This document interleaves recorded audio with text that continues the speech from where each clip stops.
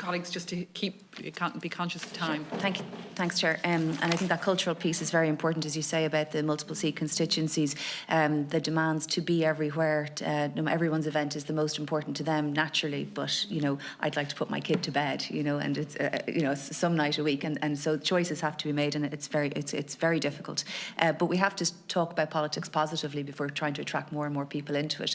And yet we can't be dishonest about the realities of pressures and how little you will see, your children, unfortunately, no matter what way you structure it. And it's nearly better, in my view, to be in at 10 o'clock on a Wednesday, because it means at 4 o'clock on a Monday, I have the flexibility to collect from school.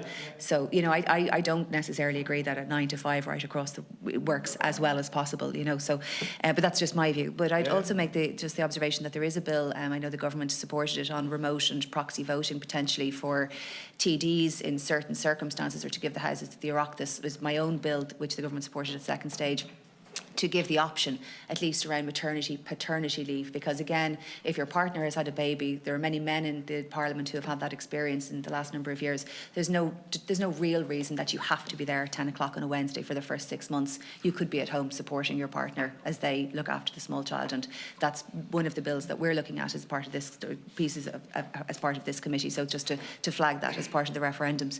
The broader cultural piece, though, I just wanted to pick up on what my colleague Deputy Horkin said around gender budgeting and gender considerations, and a lot of what this committee is talking about is essentially cultural changes, and the difference between men and women's experience in general, in large part, in respect of care and in respect of the additional things that fall on them and in respect of the additional difficulties that they face. So, for example, we had last week, 2 weeks ago, in the Autism Committee, a series of parents in. They were all, 5 or 6 of them, all women, because, as the way in their family, but they were all women. Now, this government has extended the carers allowance very considerably, eligibility for carers allowance. Those are the sort of practical things that you can try to help with.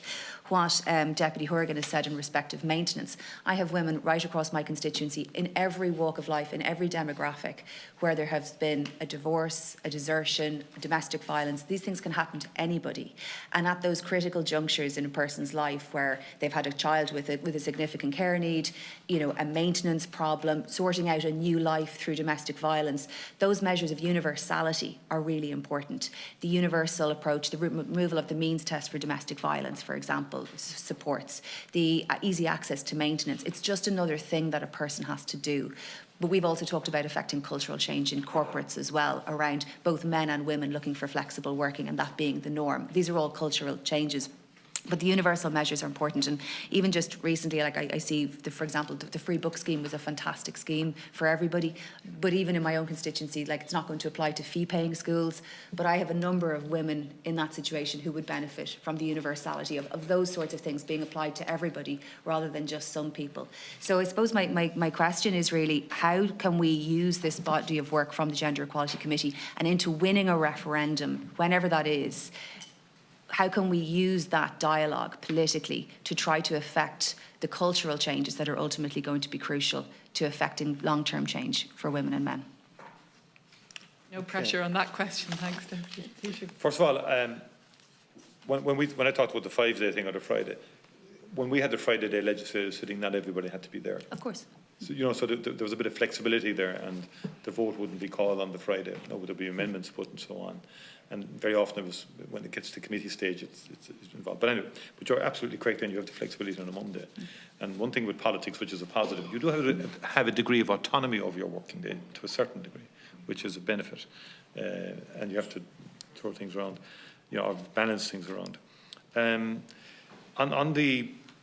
I take your point on the universality of certain payments, which deals with particular difficult situations that women will find themselves in, or families will find themselves in.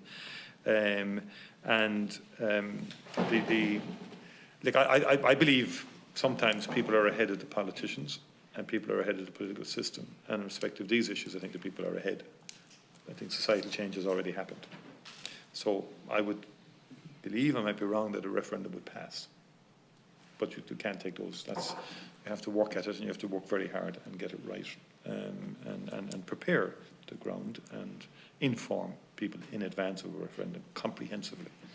And that's the key to it. The preparation, the provision of information is key.